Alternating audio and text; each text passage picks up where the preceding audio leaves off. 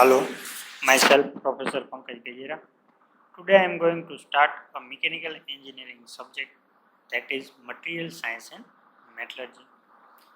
In this lecture, we will discuss a chapter number 1, Introduction to Material Science and Metallurgy, and this lecture topic to be cover a mechanical property of material, right? तो जो material है उसकी mechanical property उसके बारे में इस lecture में हम डिस्कशन करेंगे। तो हमारा जो चैप्टर वन है उसमें हमने पहले लेक्चर उसका जो पहला लेक्चर है उसमें हमने बेसिक इंट्रोडक्शन देखा, तो मटेरियल किसे कहते हैं, मटेरियल साइंस क्या है, राइट, मेटलर्जी क्या है, तो उसके बारे में हमने बेसिक इंट्रोडक्शन देखा था पहले लेक्चर। उसके बाद जो हमारा सेकंड लेक्चर है, तो सेकंड लेक्चर में हमने क्लासिफिकेशन ऑफ मटेरियल देखा कि जो मटेरियल है वो क्लासीफाई होते हैं, जो उसको देखा कि मटेरियल है वो मेटल में कैटेगराइज होते हैं, उसके बाद पॉलीमर में प्लास्टिक में कैटेगराइज होते हैं, उसके बाद सिरेमिक में कैटेगराइज होते हैं, और जो फोर्थ वन है, तीन जो बेसिक कैटेगरी है क्लासिफिकेशन में, उसमें एक या एक से ज़्यादा मटेरियल को अगर कंबाइन करके नया मटेरियल बनाया जाता है तो उसे क्या कहते थे, कंपोजिट मटेरियल। तो उसका जो क्लासिफिकेशन है मटेरियल का, वो मटेरियल का क्लासिफिकेशन हमने अपने पहले लेक्चर में, सेकंड लेक्चर में हमने देखा, राइट। और जो मटेरियल का सिलेक्शन प्रोसेस है, तो मटेरियल कैसे सिलेक्ट किया जाता है, सिलेक्शन प्रोसेस भी हमने उस लेक्चर में देखा था। और अवेलेबिलिटी देखी थी कि मटेरियल है उसकी अवेलेबिलिटी क्या होनी चाहिए, जहाँ हम मैन्युफैक्चरिंग करना हुआ तो प्रोसेस है मटेरियल को बनाना हो तो, राइट। तो वो हमने देखा, राइट, कि मेटल है क्लासीफाई में, उसके बाद पॉलीमर, उसके बाद प्लास्टिक है, उसके बाद सिरेमिक है, उसके बाद कंपोजिट मटेरियल। बाद में हमने देखा कि मेटल है तो मेटल में फेरस मेटल आएगी, नॉन फेरस मेटल आएगी, right.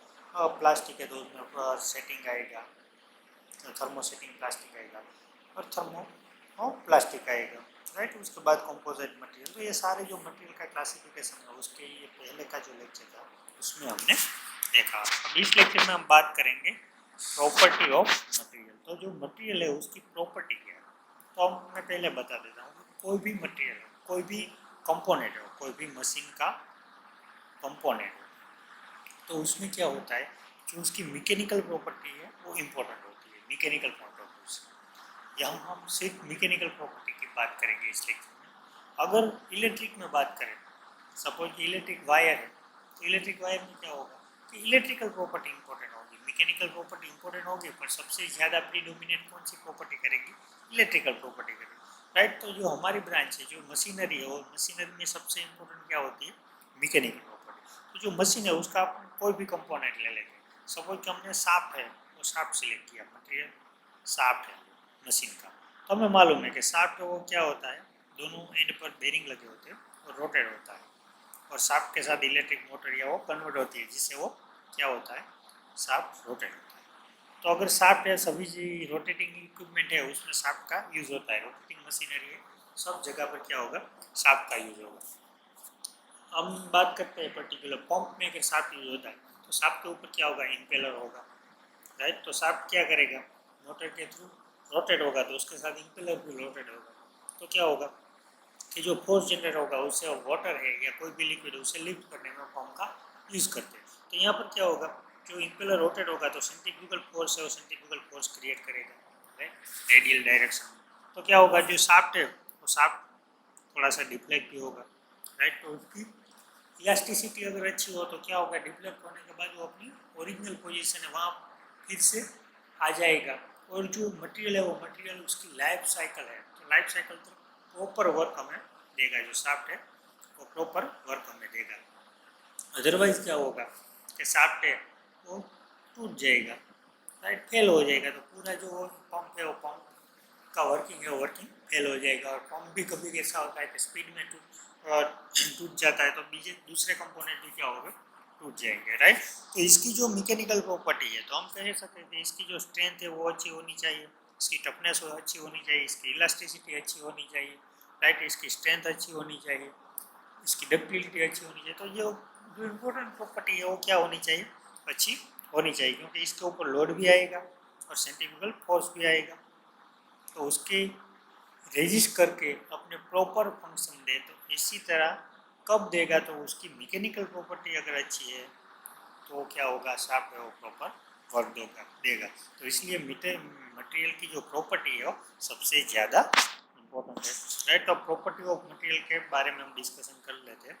The term property is a qualitative और quantitative measure of response of material to externally imposed condition like a force and temperature, right। तो प्रॉपर्टी है वो क्या है कि कोई भी मटेरियल है, साफ की बात की, तो उसके ऊपर जो फोर्स आता है, वो जो उसके बाहर का जो एनवायरनमेंट है, टेम्परेचर है, किस टेम्परेचर पर वो वर्क करता है। अगर टर्बाइन है तो अलग टेम्परेचर पर टर्बाइन का इम्पेलर शाफ्ट वर्क करेगा।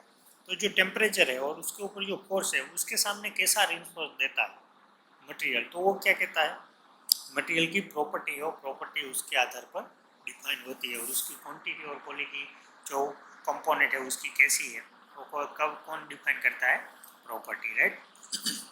अब देख लेते हैं, the range of property found in different classes of material is very large. तो जो मटेरियल की प्रॉपर्टी अगर पर्टिकुलर में बात करें तो उसकी रेंज कहीं ज़्यादा है। मैकेनिकल में मैकेनिकल प्रॉपर्टी होगी, इलेक्ट्रिक में इलेक्ट्रिकल प्रॉपर्टी होगी, तो रेंज है बहुत ज़्यादा है।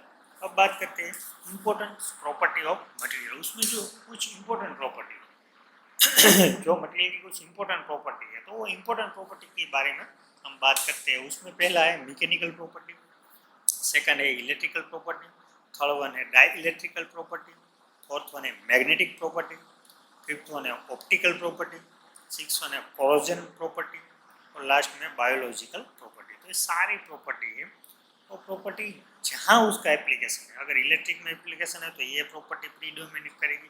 दूसरी प्रॉपर्टी भी इंपॉर्टेंट है, पर सबसे ज़्यादा इंपॉर्टेंट क्या है, इलेक्ट्रिकल प्रॉपर्टी है। उसके बाद अगर हम कोई मैकेनिकल कंपोनेंट की बात करते हैं तो उसमें सबसे ज़्यादा कौन सी प्रॉपर्टी प्रीडोमिनेट करेगी, मैकेनिकल प्रॉपर्टी। इंपॉर्टेंस कौन सी प्रॉपर्टी का ज़्यादा है, मैकेनिकल प्रॉपर्टी का, राइट। जैसे ही अगर कहीं मैग्नेटिक ट्रेन है या मैग्नेटिक से के प्रिंसिपल पर वर्क करता है तो वहाँ कौन सी प्रॉपर्टी इंपॉर्टेंट है, मैग्नेटिक प्रॉपर्टी इंपॉर्टेंट है। ऑप्टिकल प्रॉपर्टी है, राइट, कहीं एक्सरे है, रे है जो पास होना चाहिए, रिफ्लेक्ट होना चाहिए, रेडिएशन की जो प्रोसेस होती है, तो रेडिएशन में कौन सी प्रॉपर्टी इंपॉर्टेंट है, तो ऑप्टिकल प्रॉपर्टी इंपॉर्टेंट है। जो प्रॉपर्टी है वो एप्लीकेशन के वाइज उसका इंपॉर्टेंस ज़्यादा होता है, दूसरी प्रॉपर्टी भी इंपॉर्टेंट है।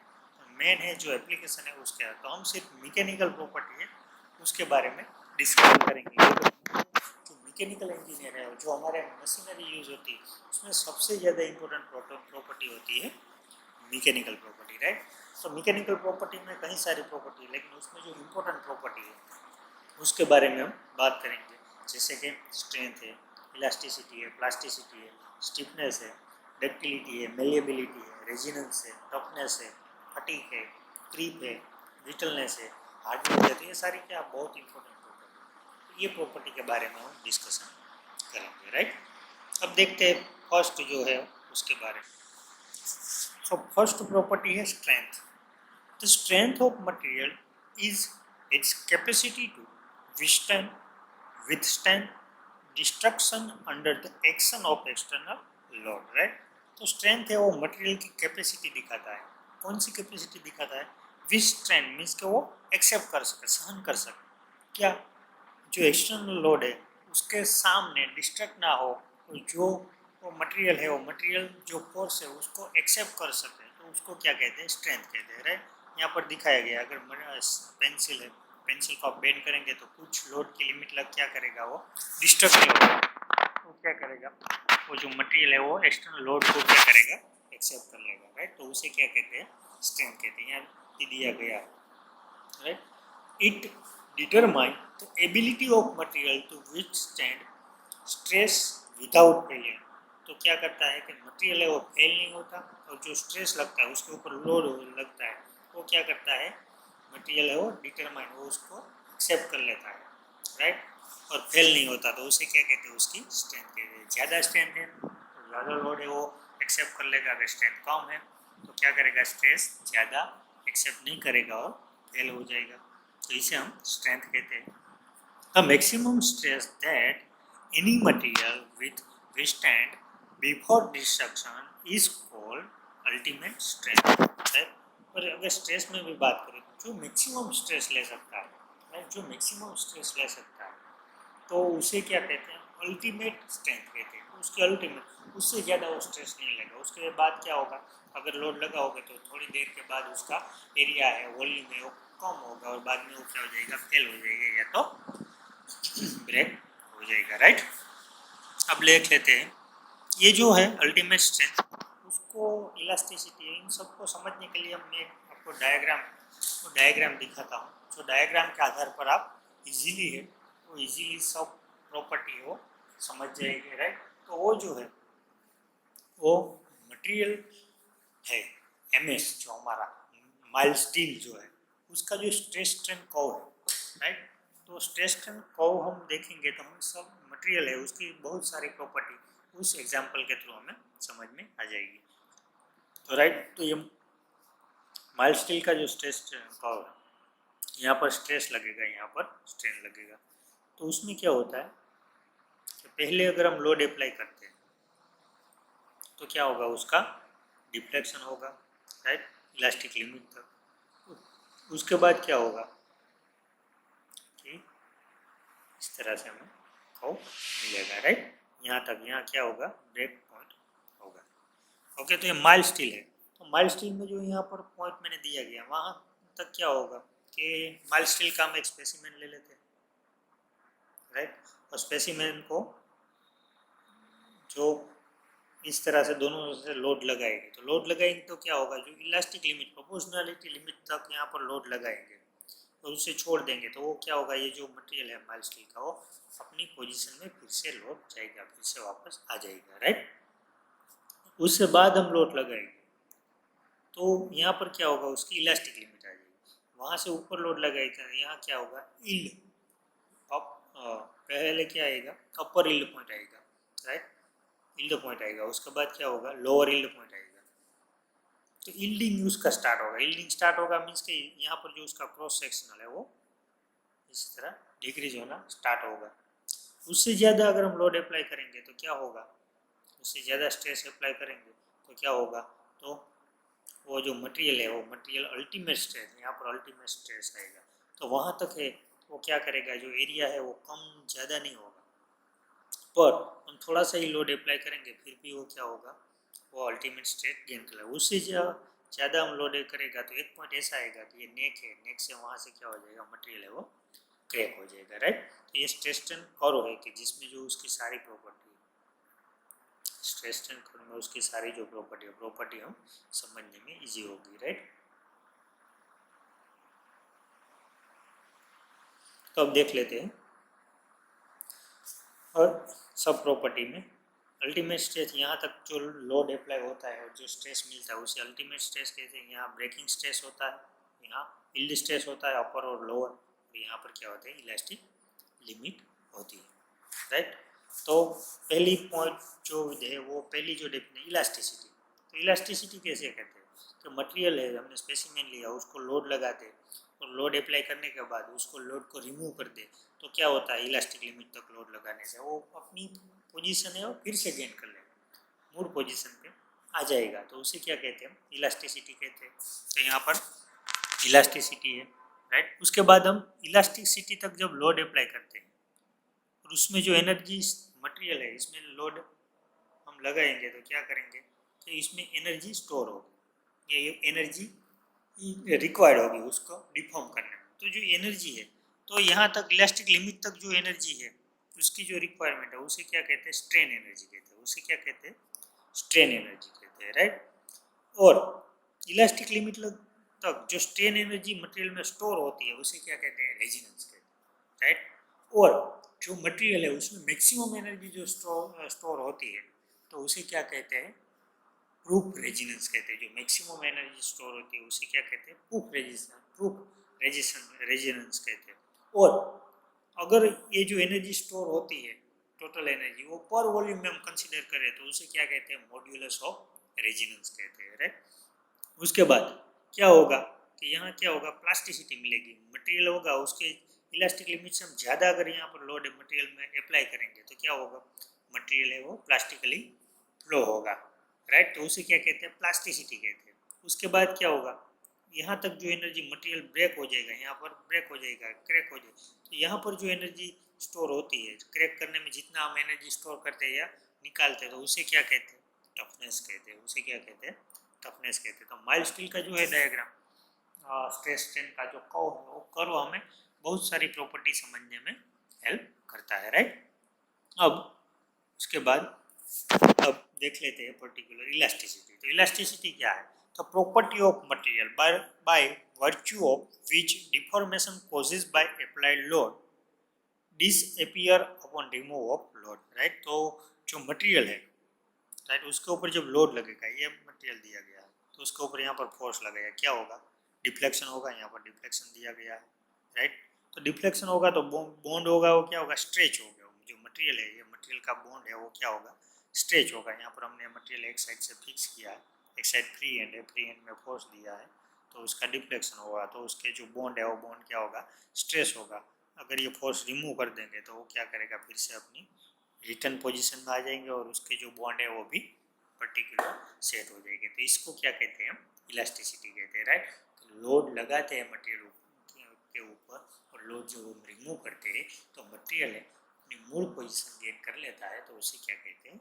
Elasticity, right. Elasticity of material is the power of coming back to its original position after deformation when the stress और लोड इज, राइट। तो मैंने जो बात की, वो स्ट्रेस और लोड रिमूव करके तो जो मटेरियल है वो अपनी मूल पोजीशन है वो डिफॉर्मेशन में से गेन कर लेता है, तो उसे क्या कहते हैं? इलास्टिसिटी।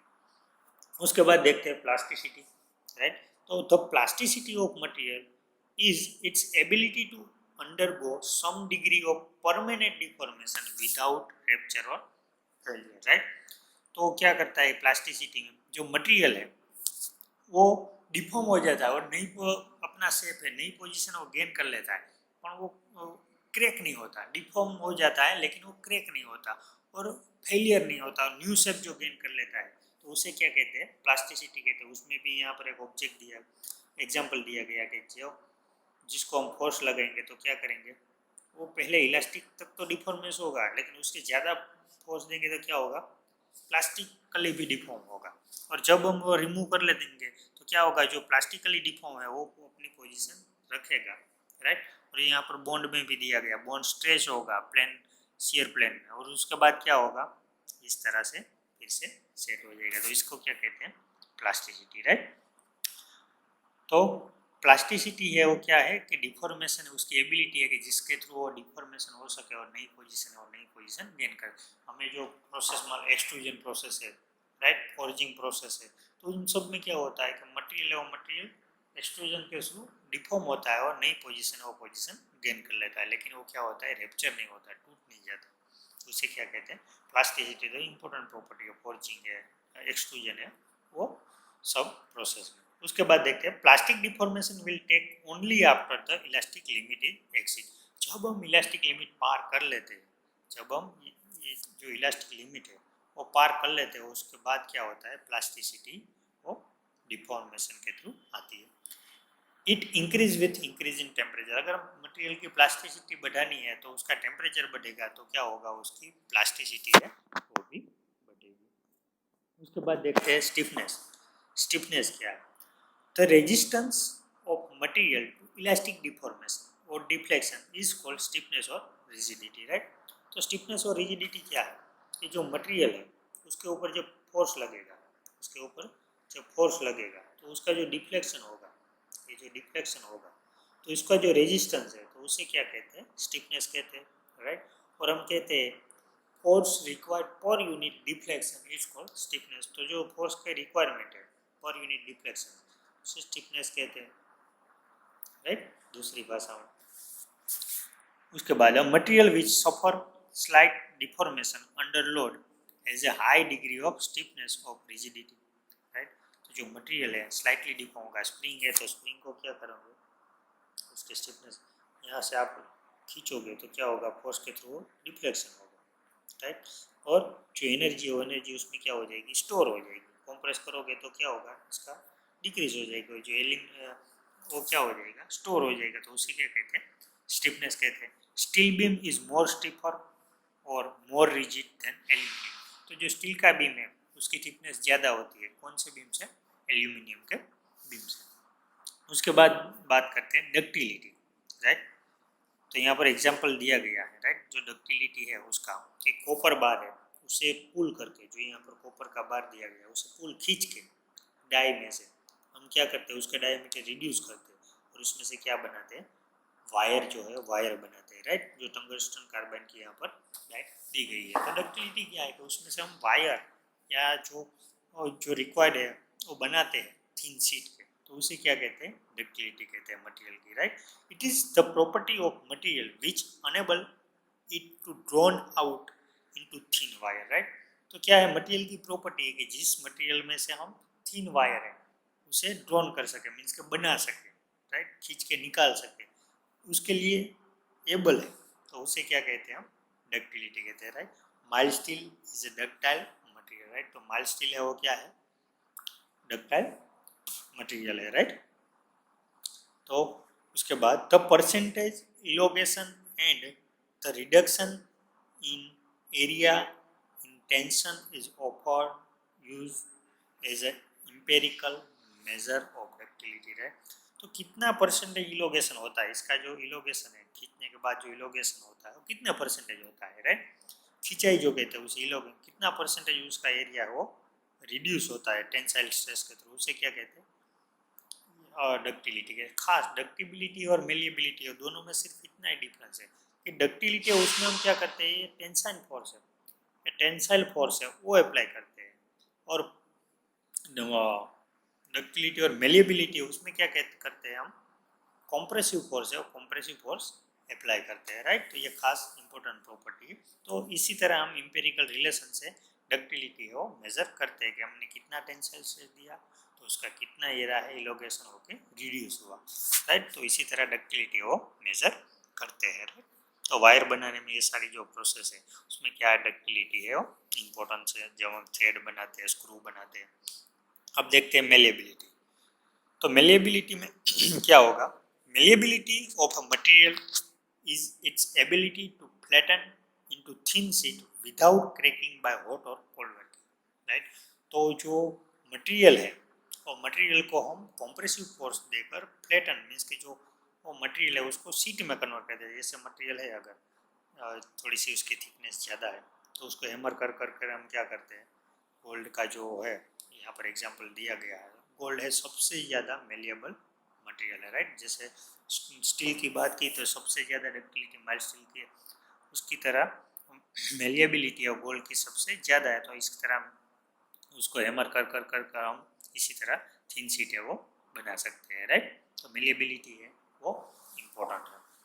अब मेलिएबिलिटी में हम देखते हैं कि उसमें क्या होता है, हॉट और कोल्ड वर्किंग दोनों में हो सकता है। कोल्ड वर्किंग मीन्स कि उसका जो मटेरियल है उसका जो रिक्रिस्टलाइजेशन टेम्परेचर है उसके नीचे अगर हम कोई भी वर्क करते हैं तो उसे क्या कहते हैं, कोल्ड वर्किंग कहते हैं। और हॉट वर्किंग किसे कहते हैं, और जो मटेरियल है उसको हीटेड करके उसका जो रिक्रिस्टलाइजेशन टेम्परेचर है उसके ऑफ टेम्परेचर ले जाकर उसमें जो अगर कोई प्रोसेस होती है तो उसे क्या कहते हैं, हॉट वर्किंग प्रोसेस कहते हैं। तो कोल्ड वर्किंग या हॉट वर्किंग दोनों में से कोई भी मटेरियल की प्रोसेस यूज़ करके अगर हम मटेरियल है उसको फ्लैटन बनाते हैं, थिन शीट बनाते हैं, तो उसे उसकी जो प्रॉपर्टी है वो अच्छी रहे तो उसे क्या कहते हैं, मेलिएबिलिटी। उसके लिए जो एबिलिटी है मटेरियल की उसको क्या कहते हैं, मेलिएबिलिटी। अगर मेलिएबिलिटी अच्छी है तो वो मटेरियल को हम इस तरह से थिन शीट में अच्छी तरह कन्वर्ट कर सकते हैं, right. Then after example, lead can be readily rolled and hammer into thin sheet but can be drawn into wire, right. जो लीड है उसको इजीली हम रोल्ड और हैमर भी कर सकते हैं थिन शीट में रूपान, लेकिन उसको ड्रॉन करके वायर नहीं बना सकते, राइट। उसके बाद देखते हैं रेजिनेंस। जो मैंने स्ट्रेस एंड कर्व की बात की थी वही बात है यहाँ पर रेजिनेंस में हम देखेंगे, राइट। तो रेजिनेंस से क्या है, जो हमारी जो इलास्टिक लिमिट है, इलास्टिक लिमिट तक जो एनर्जी स्टोर होती है, राइट, तो उसे क्या कहते हैं, हम रेजिनेंस कहते हैं, राइट। यहाँ पर दिया गया तो ability of a material to absorb energy in the elastic region or it is the capability of material to absorb the energy elastically। तो क्या है कि यहाँ इलास्टिक लिमिट तक जो एनर्जी एब्जॉर्ब करेगी, राइट, या तो स्टोर करेगी या तो रिट्राइव करेगी, तो उसको क्या कहते हैं हम, रेजिनेंस कहते हैं, राइट। उसके बाद the maximum energy which can be store in a body up to elastic limit is called proof resistance. यहाँ पर सिर्फ एनर्जी और जो मैक्सिमम एनर्जी स्टोर होगी इलास्टिक लिमिट तक, तो जो मैक्सिमम एनर्जी स्टोर होगी तो उसे क्या कहते हैं, प्रूफ रेजिस्टेंस कहते हैं। और the proof resistance per unit volume is called modulus of resistance. जैसे मैंने बात की स्टार्टिंग में कि इलास्टिक लिमिट तक जो एनर्जी स्टोर होती है उसे हम रेजिस्टेंस कहते हैं, तो उसे हम रेजिस्टेंस कहते हैं। मैक्सिमम एनर्जी स्टोर के होती है उसे क्या कहते हैं, प्रूफ रेजिस्टेंस कहते हैं। और पर यूनिट वॉल्यूम में जो होती है उसे रेजिस्टेंस कहते हैं।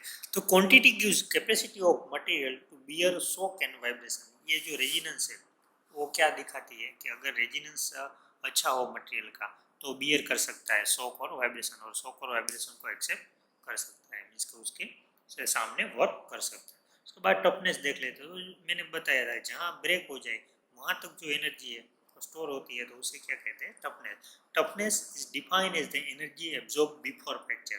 तो फ्रैक्चर होने से पहले जितनी भी एनर्जी मटेरियल में स्टोर होती है तो उसे क्या कहते हैं, टफनेस। तो total area under the stress curve up to fracture, तो वो क्या कवर करता है, टोटल एरिया कवर करता है जहाँ तक फ्रैक्चर होता है वहाँ तक। उसके बाद फटिक देखते हैं और क्रीप देखते हैं, राइट। तो फटिक है, this phenomenon leads to fracture under the repeated और फ्लक्चुएटिंग स्ट्रेस, राइट। तो जो बेरिंग है, जो ऐसे कंपोनेंट है जिसमें फ्लक्चुएशन और रिपीटेशन लोड लगता है, तो उसमें क्या है इंपॉर्टेंट, फटिक है। और उसके सामने जो वर्क कर सके वो प्रॉपर्टी क्या है, फटिक है, right. Fatigue fracture are progressive beginning in a minute crack and growth under the action of fluctuating stress. तो जो फ्लक्चुएटिंग स्ट्रेस लगता है, राइट, जो स्ट्रेस है वो इस तरह कांस्टेंट नहीं लगता है, कांस्टेंट नहीं लगता है, लेकिन क्या होता है, स्ट्रेस है वो फ्लक्चुएटिंग लगता है कुछ टाइम के देर भर से लगता है। तो उसमें कौन सी प्रॉपर्टी इंपॉर्टेंट है, फटिग है, right. Many component of high speed aero and turbine engine are to this type. तो टर्बाइन इंजन में और कई सारे कंपोनेंट है जिसमें फटिग है वो इंपॉर्टेंट, क्योंकि हमें मालूम है कि टर्बाइन की ब्लेड है तो उसमें भी जो स्टीम स्ट्राइक होगी वो कांस्टेंट स्ट्रेस या कांस्टेंट लोड से नहीं होगी, राइट। कुछ टाइम ज़्यादा फोर्स होगा, कुछ टाइम वेरिएबल लोड होगा और फ्लक्चुएशन लोड होगा, तो उसके कारण वहाँ कौन सी प्रॉपर्टी इंपॉर्टेंट है, फटिग। उसके बाद देख लेते हैं क्रीप। तो slow and progressive deformation of material with time at constant stress is called creep, right. Slow होगा डिफॉर्मेशन और प्रोग्रेसिव होगा टाइम, कांस्टेंट टाइम में, लंबे समय तक। अगर कोई टेम्परेचर और टेम्परेचर में फोर्स लगता है तो इसकी इफेक्ट क्या होगी, लंबे समय तक अलग होगी और हो जाएगा क्रीप हो जाएगा। तो उसके क्रीप प्रॉपर्टी हो इंपॉर्टेंट है। Depending on temperature stresses even below the elastic limit can be causes some permanent deformation.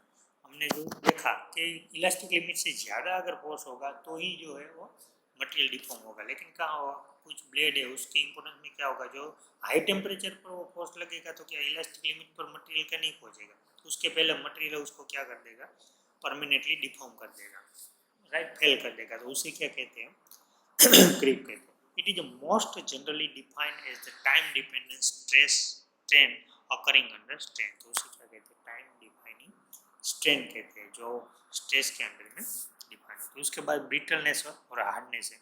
आपको मालूम है brittleness, it is a property of breaking without much permanent distortion. तो क्या होगा, जो कांच है, कास्ट आयन है, तो वो डिस्टोर्शन नहीं होगा, राइट। उसके पहले ही क्या अगर आप टेंसाइल स्ट्रेस लगाएंगे तो उसका डिफॉर्मेशन नहीं होगा, लेकिन क्रैक होकर यहाँ पर से बिखर जाएगी। Non ductile material is considered to be brittle. Brittle किसे कहते हैं, जो डक्टाइल नहीं है उसे क्या कहेंगे, ब्रिटल मटेरियल। एग्जाम्पल यहाँ पर दिया गया है ग्लास और कास्ट आयन। उसके बाद हार्डनेस देख लेते हैं। Hardness is a fundamental property which is closely related to strength. Hardness है वो क्या फंडामेंटल प्रॉपर्टी है और स्ट्रेंथ से रिलेटेड है, right. Hardness is usually defined in the term of ability of material to resist to scratching, abrasion, cutting, indentation और penetration, right. तो hardness है वो क्या है, एबिलिटी है मटेरियल की कि रेजिस्ट कर सके, स्ट्रेचिंग, स्ट्रेच ना हो मटेरियल में, एब्रेशन ना हो मटेरियल में, कटिंग अगर कोई दूसरी मेटल को कट करना है तो कट करने में उसका यूज हो जाए, इंडेंशन मीन्स को उसमें इंडेंशन नहीं होना चाहिए, पेनेट्रेशन वो जो डीप होल होते हैं वो नहीं होना चाहिए। तो वो क्या कहते हैं, मटेरियल की प्रॉपर्टी हार्डनेस। मटेरियल की हार्डनेस प्रॉपर्टी अच्छी है, जो कटिंग टूल है उसका हम यूज़ करके दूसरी जो मेटल है उसे कट करने में हम यूज़ करते हैं, right. Method use for determining hardness is brittle, Rockwell and Vicker. अगर हम हार्डनेस चेक करने के लिए कौन सी मेथड यूज़ करते हैं तो ब्रिनल हार्डनेस टेस्ट है, रॉकवेल हार्डनेस टेस्ट है और विकर हार्डनेस टेस्ट है, उसका यूज़ होता है टेस्टिंग मेथड में। Thank you for your attention, thank you for watching my this video, thank you to